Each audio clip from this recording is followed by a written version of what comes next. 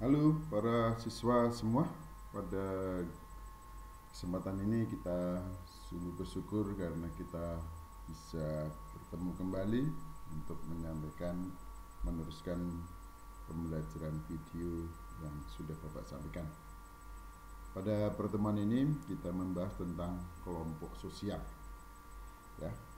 Jadi di dalam kelompok sosial yang sebelumnya kita sudah membicarakan tentang bentuk tahapan-tahapan pembentukan kelompok, ya, pembahasan yang mana di dalam tahapan pembentukan kelompok itu dibedakan menjadi 5, yaitu tahap pembentukan forming, tahap pembentukan storming, tahap pembentukan norming, tahap pembentukan performing, dan yang terakhir tahap pembentukan adjourning, ya.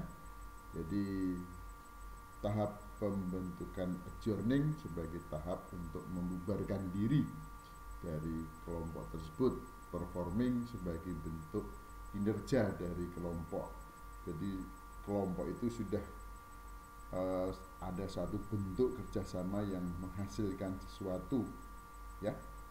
Nah, itu tahapan pembentukan kelompok. Kemudian pada pembahasan ini kita mengidentifikasi, ya, setelah mendengar penjelasan ini nanti siswa bisa mengidentifikasi kelompok-kelompok sosial yang ada di masyarakat sekitar kita, dan sekaligus Anda bisa melihat contoh secara real bagaimana bentuk kelompok sosial yang ada di sekitar Anda. Kepada para siswa yang berbahagia, bahwa di dalam kelompok sosial itu dibedakan menjadi 2, yaitu kelompok sosial yang teratur dan yang kedua kelompok sosial yang tidak teratur. Nah, kelompok sosial yang teratur itu dibedakan menjadi beberapa hal, ya. Satu, kelompok sosial berdasarkan jumlah, ya. Kelompok sosial berdasarkan jumlah itu ada 2, yaitu kelompok sosial primer dan sekunder, ya. Jadi di sini kelompok primer salah satu contohnya adalah bentuk keluarga, ya.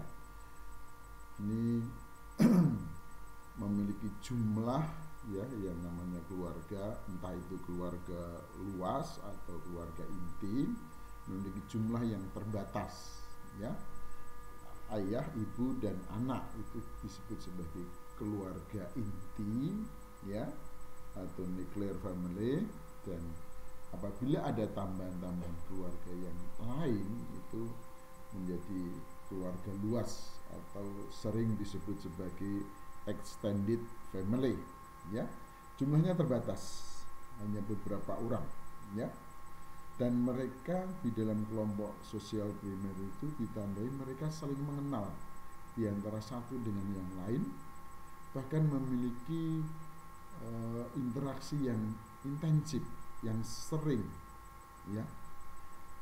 Kedekatan inilah, ya, yang menyebabkan mereka saling mengenal satu sama lainnya, ya. Nah, inilah bentuk kelompok sosial yang namanya primer. Secara jumlah, ya, mereka tidak terlalu besar sehingga saling mengenal, ya. Berikutnya adalah kelompok sekunder.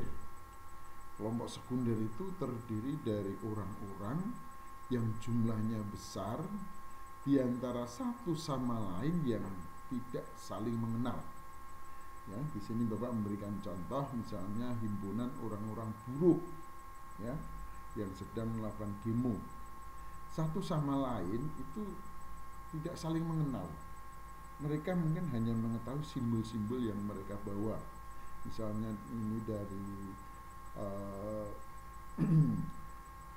korp buruh seluruh Indonesia atau mungkin dari SPSI, Serikat Buruh Indonesia, ada lagi Aliansi Buruh Indonesia dan sebagainya, karena jumlahnya terdiri dari beberapa kelompok dan kelompok itu menyatu di dalam satu kelompok besar, sehingga antara satu dengan yang lain tidak saling mengenal. Nah, jumlahnya relatif besar, ya, itu di dalam kelompok sekunder, ya. Ya, berikutnya yaitu kelompok sosial berdasarkan kedekatannya, ya. Kedekatannya itu misalnya diantara satu anggota dengan anggota yang lain memiliki kedekatan interaksi, memiliki kedekatan batin, memiliki kedekatan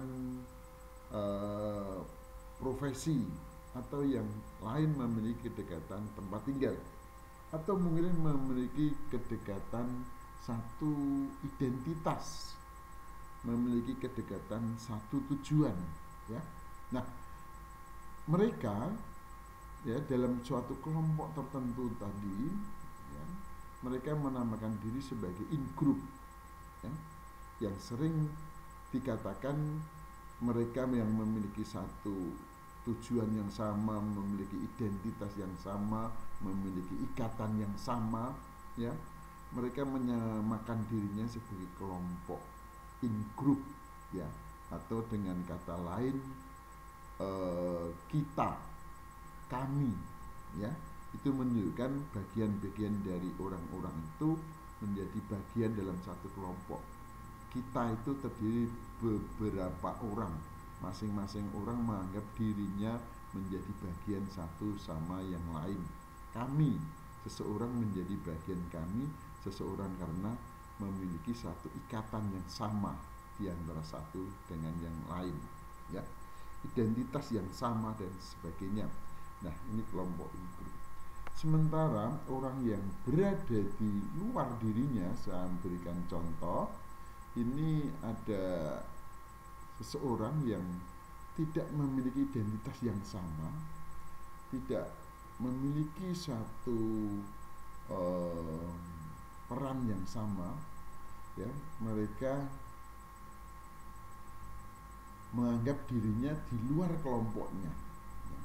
Karena dirinya menganggap di luar kelompoknya, dia sering dikatakan sebagai mereka atau dia. Sementara yang di dalam kelompoknya tetap menganggap dirinya sebagai kami atau kita, ya.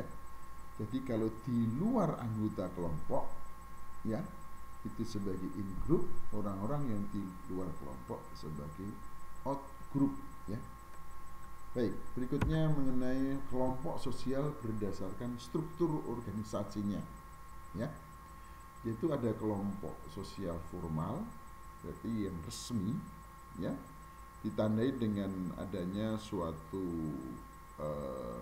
strukturnya atau susunannya, ya, di mana orang-orang yang ada di dalamnya memiliki kedudukan status, ya, kedudukan atau status dan peran yang dijalankan, ya. Saya ambilkan kelompok formal yaitu lembaga pendidikan. Di dalam lembaga pendidikan, orang-orang yang ada di dalamnya memiliki struktur sosial yang jelas. Bagaimana seorang siswa, ya, harus menjalankan statusnya sebagai pelajar, harus bertindak apa, berbuat apa, berperilaku bagaimana, ya. Dan dia, ya, di dalam menjalankan kedudukannya sebagai siswa atau status sebagai siswa, dia akan memahami dirinya memiliki peran yang berbeda dengan kedudukan yang ada di dalam lembaga formal tersebut, misalnya seorang guru, ya. Ya, inilah di dalamnya ada beberapa kedudukan yang ada di dalamnya, ada peran yang ada di dalamnya, dan mereka biasanya memiliki satu norma yang dijadikan pegangan, memiliki nilai sosial yang dijadikan pedoman di dalam capek